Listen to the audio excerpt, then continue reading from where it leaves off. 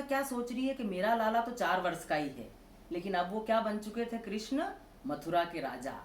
तो उद्धव जी को भक्ति का ज्ञान अर्जन कराने के लिए कृष्ण उनके अंतरंग मित्र है उद्धव, वो कहाँ भेज रहे हैं? वृंदावन अर्थात ब्रज में। और माँ यशोदा को पता चलता है कि मेरा लाला आया है। कहाँ से?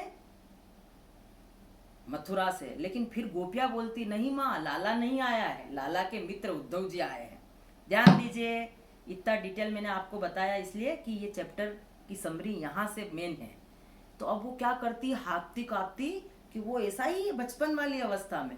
तो भागती उद्धव जी को ढूंढने जाती है और कहती है, जो मैं थर्ड लाइन स्टार्ट कर रही हूँ, संदेशो देवकी सो कहियो, हे उद्धव, मुझे पता चला है कि तुम मेरे लाला के मित्र हो और तुम आए हो, तो मैं एक संदेश भेज रही हूँ जो उसकी जन्म देने वाली माँ है। तुम उस संदेश को देवकी को कह देना। हूँ तो धाई तिहारे सूत की, मैं तो सूत मतलब पुत्र, मैं तो तेरे सूत की क्या हूँ? धाई। धाई मतलब पालन पोषण करने वाली हूँ। हया करत ही रही हो, मुझे ये कहने में बड़ा संकोच हो रहा है, पर प्रात होत मेरे लाड़ लड़े थे। ये बच्चों में बुक की लाइनें बोल रही हूँ। प्रातः जैसे ही होती है, मेरे लाडले बालक को माखन और रोटी भाती है, तो तू क्या करेगी देवकी? उसको माखन रोटी देना। और तेल उपटन और तातो जल देखी, जैसे ही देवकी तू स्नान करने के लिए उसको तेल जो मसाज के हैं, उपटन जो लेप है करने के साधन, और तातो जल मतलब गर्म पानी देख करके तो वो लाला भाग जाता है, भाजी जाती। ब्रज में भाजी जाती मतलब भाग जाता है। पर देवकी तू क्या करना, जो जो मांगी, वो उस समय कुछ लालच में तेरे को कहेगा कि माँ मुझे तुम ये दोगी क्या, माँ मुझे तुम ये दोगी क्या, तो जो जो मांगत सोई सोई देती, तू उसको वो सब चीजें देती जाना। इससे लाला क्या करेगा, लालच में तेरे हाथ में आ जाएगा। वो लाला जैसे ही तेरे हाथ में आ जाएगा, तू उसे स्नान करवा देना। हाँ देवकी, एक चीज और सुन, वो हे करत संकोच, वो हंसने में भी संकोच करता है, तो तू कभी भी ऐसी बातें करती रहना जिससे मेरा लाला हंसने में संकोच नहीं करे। बच्चों, यहाँ मूल बात में आपको निष्कर्ष में सूरदास जी का भाव क्या है कि एक माँ पालन पोषण करने वाली भी क्या है, जब बचपन की सब अटकेलियों को देखती है। तो जन्म देने वाली माता कौन थी? देवकी। तो पूर्ण अधिकार तो देवकी का था, लेकिन जिस प्रकार निष्काम भाव की भक्ति करके यशोदा ने उनका जो पालन पोषण किया था, तो वो आदेश नहीं दे रही है देवकी को, वो यहाँ भी निवेदन कर रही है कि देख, मैंने जैसे निष्काम श्री कृष्ण का ध्यान रखा है, हे देवकी तू भी उसका वैसे ही रखना। तो हम किसी काम को किसी से कैसे मनवा लें? आर्डर देकर या आदेश से नहीं, निवेदन में इतनी शक्ति है कि वो सब पूर्ण हो जाता है। सूरदास जी ने यहाँ भी कहा है कि हे पथिको, हे राहगीरो, ये जो यशोदा का निष्काम प्रेम देख करके वो कि अभी भी राजा बन गए हैं कृष्ण, पर वो अभी भी उसको बालक समझ रही है।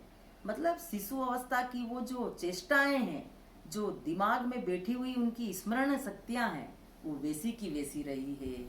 तो अब उद्धव जी कहते हैं कि हे प्रभु श्री कृष्ण, मुझे समझ में आ गया है कि आपने मुझे वृंदावन क्यों भेजा था। मैं तो ज्ञान मार्ग का ही अभी तक विचलन करके और उसी का अनुसरण कर रहा था, लेकिन ज्ञान के साथ भक्ति क्या होती है, आज मैंने वृंदावन में आकर के इन गोपियों के द्वारा और ये जो माँ यशोदा स्वयं है उनके द्वारा जान लिया। तो उधो हो गयो सीधो, एक कहावत है, उधो हो गयो सीधो मतलब उद्धव जी के अंदर जो ज्ञान का अहंकार था वो खत्म होकर के भक्ति के द्रवित आंसू निकलने लगे, और माँ यशोदा के चरण में वो प्रणाम करके बोले कि माँ, मैं निश्चित श्री कृष्ण को ये ज्ञान की अहंकार पूर्ण भक्ति को बदल के और भक्ति पूर्ण आंसू में बदल दूंगा, और देवकी को ये संदेश आपका पहुंचा दूंगा। इस प्रकार ये 3 चरण हैं। सबसे पहला चरण, अब समरी शॉर्टकट में सुन लीजिएगा, फिर हम जब मिलेंगे आपको तो एक बार मैं पूर्ण रूप से आपको बुक के अनुसार भी समझाऊंगी। प्रथम चरण क्या है? जन्म से लगा के 1 वर्ष का शिशु परक अवस्था। नंबर द्वितीय चरण, श्री कृष्ण 2.5 साल तक के हैं और वो श्री कृष्ण क्या कर रहे हैं, माँ यशोदा से जिद कर रहे हैं कहाँ जाने की, वन में, है ना। तो ये वन की कठिनाइयां सब बता रही है माँ वापस तर्क दे करके। और तीसरा चरण क्या है, श्री कृष्ण अब 20 वर्ष की आयु से 25 वर्ष की आयु के हैं। उज्जैन से ही वो कहाँ चले गए, मथुरा, और अब वहाँ राजा बन चुके हैं। कंस का आतंक है, उससे सभी को वो मुक्ति दिलाएंगे।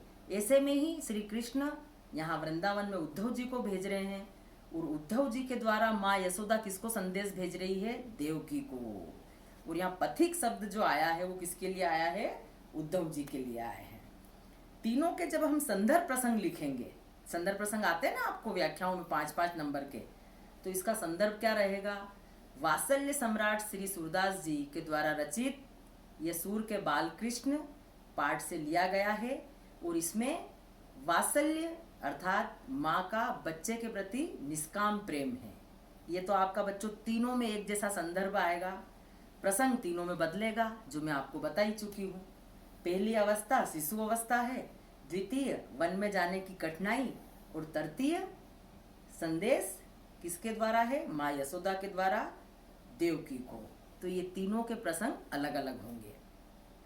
नीचे जो हम काव्य सौंदर्य लिखते हैं, तो काव्य सौंदर्य में एक बात तो तीनों में आएगी बार बार, क्या, वात्सल्य रस की प्रधानता।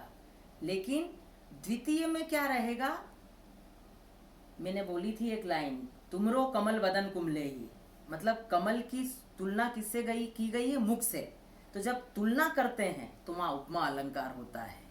अगेन ध्यान दीजिए, जब एक ही शब्द की आवृत्ति 2 बार हो जाती है, तो ऐसी लाइन भी 2 बार आई है, ध्यान दो, वो लाइन है आप देखना बुक में, वहाँ अनुप्रास अलंकार हो जाएगा। तो विशेष में आपकी द्वितीय और तृतीय में क्या क्या होगा, उपमा अलंकार और अनुप्रास अलंकार। ओके बच्चों। और अब मैं सेकंड जो डे आपको चैप्टर का पूर्ण रूप से मैंने क्वेश्चन आंसर जैसे मैंने आपको समझाया है, उन प्रश्नों के उत्तर को मैंने नोट्स बना करके आपको पिक्चर भेजी है। तो प्लीज़ मैं आपसे निवेदन करूंगी कि इन प्रश्नों के उत्तर को पढ़ने के साथ आप एक अपनी कॉपी बना लें, और कोशिश करिएगा कि उसमें लिख भी लीजिएगा। तो उसमें लघु उत्तरीय प्रश्न हैं, दीर्घ उत्तरीय प्रश्न हैं, और ध्यान दो पूर्ण रूप से जो चैप्टर रहता है ना, तो 12th में कहीं से भी कुछ भी आ जाता है, तो एक्स्ट्रा क्वेश्चन जो लिखवाए हैं वो भी आपको लिखना है और याद करना है। And last objective type question, वस्तुनिष्ठ प्रश्न, वो भी मैंने आपको लिखवा दिए हैं। इस प्रकार ये हमारा चैप्टर पूर्ण हुआ। क्या था चैप्टर का नाम, सूर के बाल कृष्ण। और मैं हाँ एक चीज ध्यान रखिए, ये चैप्टर जो है ना उसको भी पिक्चर भेजूंगी, तो जो मैंने पोएट्री को वर्ड टू वर्ड समझाया है उसको भी आप देख के और समझ जाएंगे। और कोई डाउट है तो फिर आप निकाल के रखिएगा, अपन मिलते हैं क्लास में।